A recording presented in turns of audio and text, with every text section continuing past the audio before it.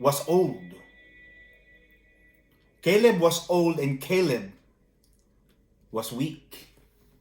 And people will normally say that because Caleb is unable to fight and old, because he is old, he has to rest. But in 1 Chronicle 4:15, Caleb was one of the fighters and he fought against the giants.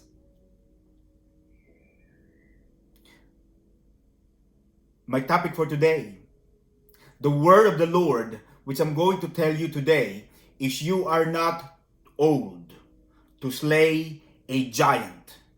Which means that you are not old to achieve and to live your dreams. People will always tell you you are fat, you are thin, you are young, and you are old. You will never be able to get. Hindi, maraming tao nagsasabi na hindi mo maaabot ang iyong mga pangarap. Dahil ganito ka, ganyan ka, wala kang pinag-aralan, wala kang connections. People will always tell you different things that will sometimes put you off to achieving your dreams and your goals. But in 1 Chronicle chapter 4 verse 15, it was confirmed that Caleb was an old man. But despite of being old, he never grew tired of becoming a fighter for the glory of God. You are never too old to slay a giant. Some of you may be thinking, well, I'm a bit set in my ways now that I'm past 30, 40, or 50 years. Maaaring marami sa inyo nagsasabi na matanda na ako. Hindi ko na maaabot yan. You know, let me tell you this. When I started to study law, nung nag-aaral ako ng pagiging abogado sa United Kingdom, I'm already fast of the 40 years old. Many people tell me that I'm too old to become a lawyer because I'm old. But the one thing that did not put me off was the word of the Lord. That I can do all things. I can do all things through Christ who strengthens at me. You know, when you have that kind of desire and principle in life, no words, no negative words, and no toxic words from other people can put you down. You have to keep believing in your dreams. Just like Caleb, he was never put off. Hindi siya nanghina dahil sa sinabi ng mga tao na matanda na siya. He went on to fight the giants and the Anakites in the promised land. He was the fighter of the Israelite, even though he was old. What about you? What kind of words, negative words, what kind of excuse and alibis you put in yourself so that you will not be able to achieve your dreams? Do you know that most of the time, I think there was a story, and one of the greatest regrets of people in their deathbed is the words, what if? What if you tried and you succeeded? You see, it is easy not to try and let the day goes by. Yes, of course, in running and getting our dreams, there will always be difficult. There will always be problems. There will always be circumstances where we are going to be denied and rejected by other people. But just like Caleb, look at Caleb. In Joshua chapter 14 verse 10, records that although he was 85 years old, he was still eager to drive out and fight the giants that were in the hill country of Hebron. He was 85, but he was alive and kicking. He was alive and kicking. You always have to believe the words of the Lord, that greater is He that is in me than he that is in the world. Mas malakas at mas matibay ang Diyos na nasa iyo kaysa sa mga bagay na nasa daigdig. when you have that word and strength in your heart, anything is possible. Anything is possible because you believe. You see, people fail not because people don't believe them. Sometimes, maganda nga yung may mga detractors But people normally fail because they don't believe in their dreams. They lost the appetite. They lost the desire to achieve. You know that the world is hungry for people whose desire to succeed is higher than their fear. Many people, they fail because they are scared of rejection. They are scared of people. What will people tell me? What if I fail? People are normally scared on that. That's why they fail. Maraming nabibigo. Natatakot sila sa buhay. Ano ang sasabihin ng tao? Paano kung hindi ako magtagumpay? But this world, ang ating daigdig ay uhaw at gutom sa mga taong nagnanais magtagumpay. And the word of the Lord is clear and alive with us today. That just like Caleb, he was 85, but the fire in him was so clear, was so strong to fight against the enemy, to achieve, to live his dreams. What about you? Are you still alive? Or did you just park your car on the side of the road because you never wanted to run anymore? Because you lost that desire. You see, I'm saying this with respect and with humility. I wanted to succeed.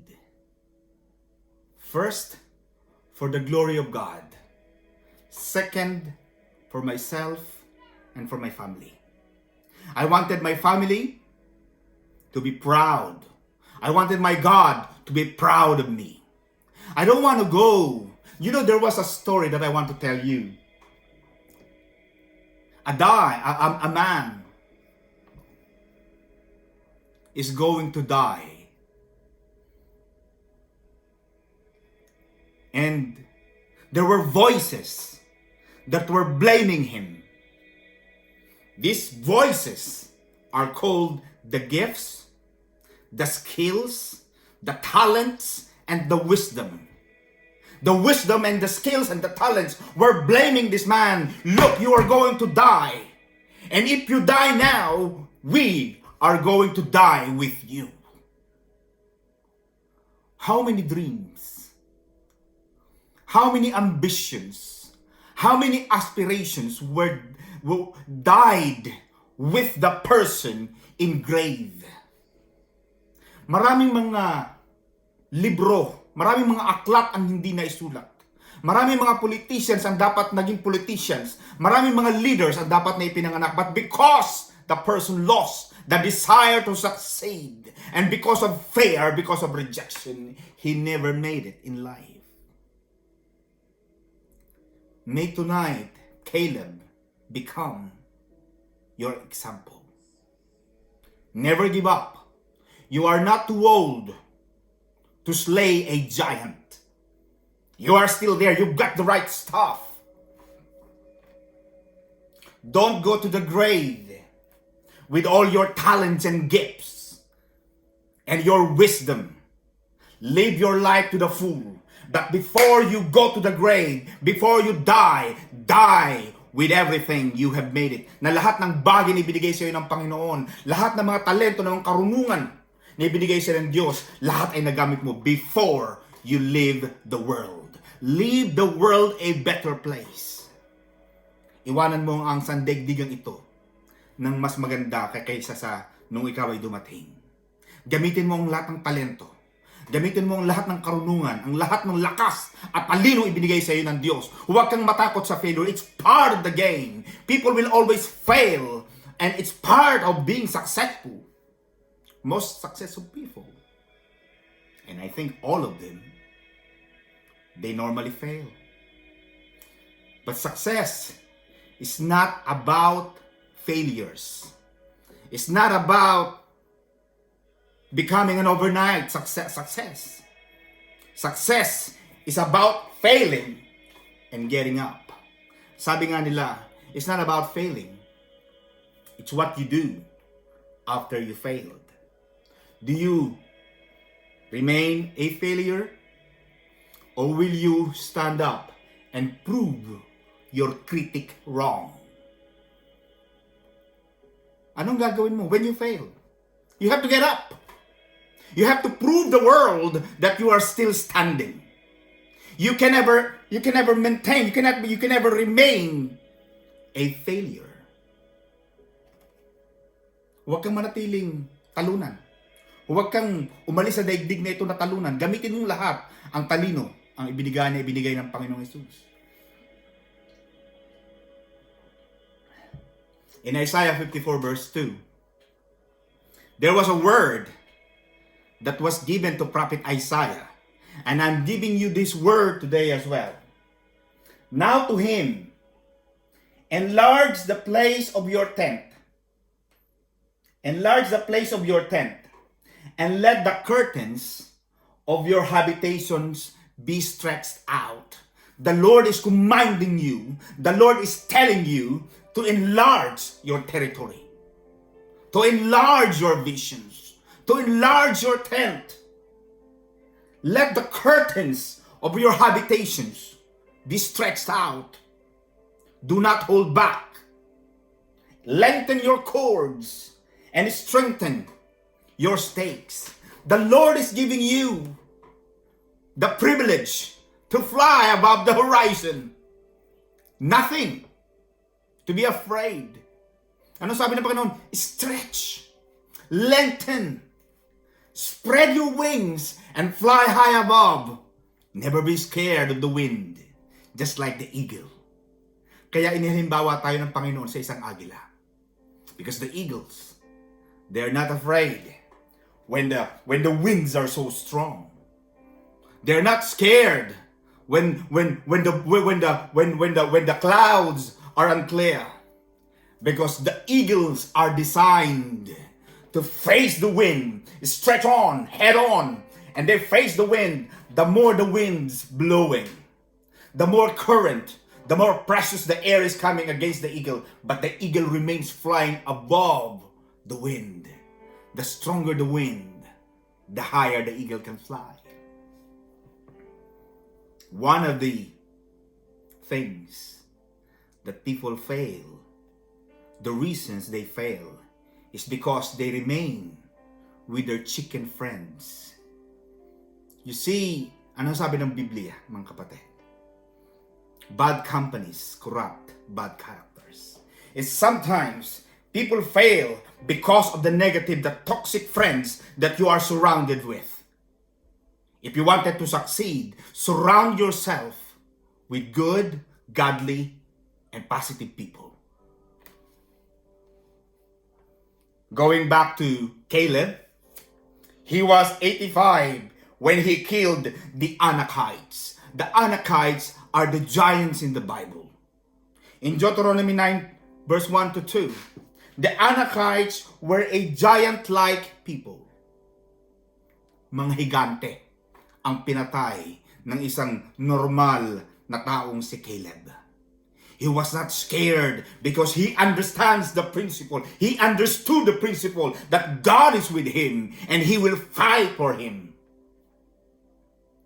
At that time, when it would have been easy for Caleb to have pulled out and settled back in his chair, he fearlessly, walang takot, he set out, sumama siya sa mga sundalo to finally banish them from the promised land. Na sana sa age of 85, medyo nasa rocking chair na sana si Caleb eh. But he never did that. He went out with the soldiers, with the best soldiers to fight and to drive out the giants in the promised land. Don't give up your dreams. Keep strengthening your tent. Enlarge your territories. Just like the prayer of Jabez. In 1 Chronicle chapter 4, Jabez, chapter 4, verse 9 of 1 Chronicles. ang sabi ni Jabez or Jabez, was more honorable than his brothers. Jabez, his mother, Jabez's mother, named him Jabez and said, because I gave birth to him in pain. His mother named him Jabez because of pain. You see, people will always give you the name and will always tell you you will not succeed. But I'm encouraging you today, there is an opportunity for you to succeed, just like Jabez and Caleb. Jabez said, he called out to the God of the universe, the God of Israel, and he said, if you only would bless me, and if you will only extend my border. You see, you have to pray to the God of the universe who put all the stars in the galaxies to extend your borders. Ano ibig sabihin nun? Na hindi lamang ang mga bagay na tinatamasa mo ngayon, yan ang maaabot mo. What you are achieving now, what you are enjoying now is just a tip of an iceberg. Kumbaga sa handaan, yan ay appetizer pa lamang. Wala ka pa sa main course. Because, ano ang sabi ng Panginoon sa Ephesians 3:20? Now to Him who is able to do more, far more abundantly, than all that we ask or think, according to the power at work within us. Because the God that we serve is able to give us more, far more abundantly, beyond what you can think, beyond what you can imagine, because He's the God of El Shaddai. You have to stretch out. If you would only bless me, extend my border, let your hand be with me, and keep me from harm. You know, Jabez, it was his own mother who put his name on his birth certificate. You see, in other countries of the world, they have a meaning of its name. Especially in Africa. They give names to their children differently. But Jabez was different. He was named a pain. Sakit, hapdi, ang ipinangalan sa kanya ng kanyang nanay. But what he did was different. Instead of accepting that pain, that I am a pain, Jabez called out to the God of Israel. And he said, Lord, if you would only bless me and enlarge my territory and take this name. The meaning of my name is Jabez. But Jabez's name now is no longer be considered a pain, but be considered a blessed man. I remember one time when Naomi came from other country and she came back after the famine.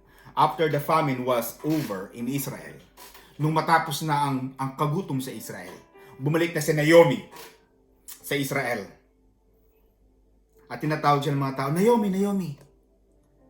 But Naomi said, no, don't call me Naomi. Call me Mara, because the Lord has made me bitter. Tawagin mo akong Mara sapagkat ang Diyos sa ating pinaglingkuran ay hindi naging mabuting Diyos. Ginutom niya kami. Naging mapait ang aming karanasan sa buhay. Yes, just like Naomi, you can blame God. But it is up to you, only up to you, to achieve your goal. You can make it. There's no age limit to achieving your goal. You know, at the age of 46, I'm still taking my master's in law.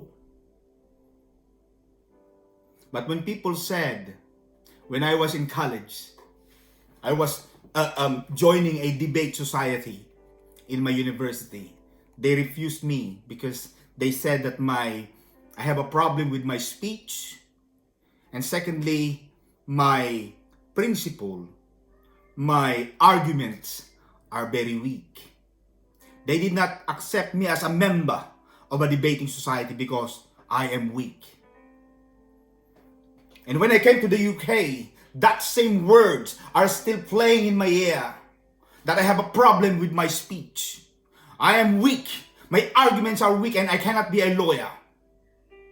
But I held on. I took on the word of the Lord that I want to become a lawyer.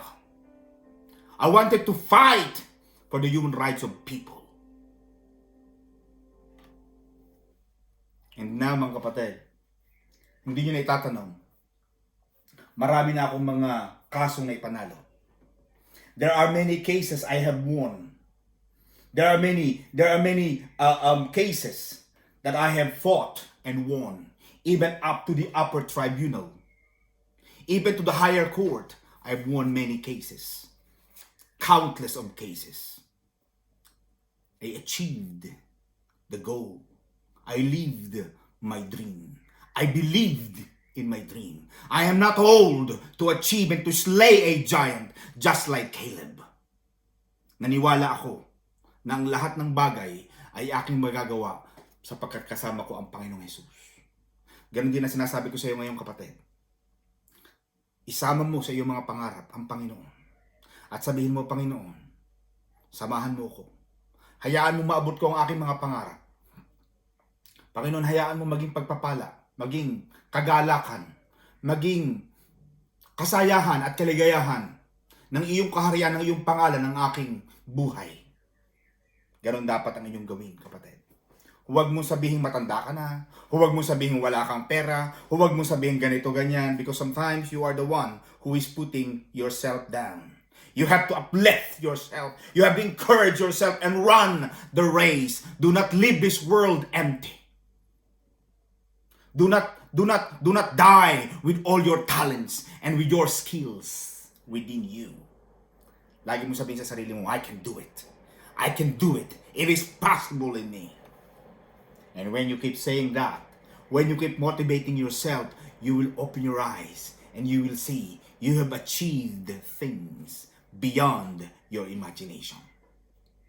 Mga kapatid, yun lamang ang gusto kong iwan sa inyo ngayong araw na ito. At gusto ko lamang na maihatid sa inyo ang mga salita ng Diyos na ito ay sinasabi ng Panginoon sa book of 1 Chronicle chapter 4 verse 15. When Caleb, at the age of 55, he went on to fight the giants. He did not tell himself, he did not make an excuse or alibi that he can no longer do it. But instead, he went out bringing the banner of the El Shaddai to fight and to drive out the enemies. I am giving you that battery. I am giving you that spirit of Caleb to go on and achieve your dreams. Salamat mga kapatid, samahan niyo ko sa isang maikling panalangin. Maraming salamat o Diyos sa aming pong buhay, Panginoon. Marami pong mga balakid, marami mga hadlang upang hindi namin maabot ang aming mga pangarap. Ngunit sa pangalan mo, Panginoon, aasa kami ng isang pagtatagumpay ng lahat ng aming mga pangarap ay aming maaangkin, maaabot namin, Panginoon, sapagkat ikaw ay sumasa amin. Hindi para sa amin, Panginoon, ngunit sa kalawalatian mo ay maaabot namin ang aming mga pangarap. Pagpalain mo, Panginoon, ang aming mga ambisyon, ang aming mga adhikain sa buhay. Hayaan mong maabot namin ito, Panginoon, upang makita ng buong daigdig na kami nga, Panginoon, ay totoo mong mga anak. Bless us, O Lord. Pagpalain mo ang bawat isa sa amin, Panginoon, sa pangalan ni Jesus. Amen. Maraming salamat mga kapatid. Paalam sa inyo.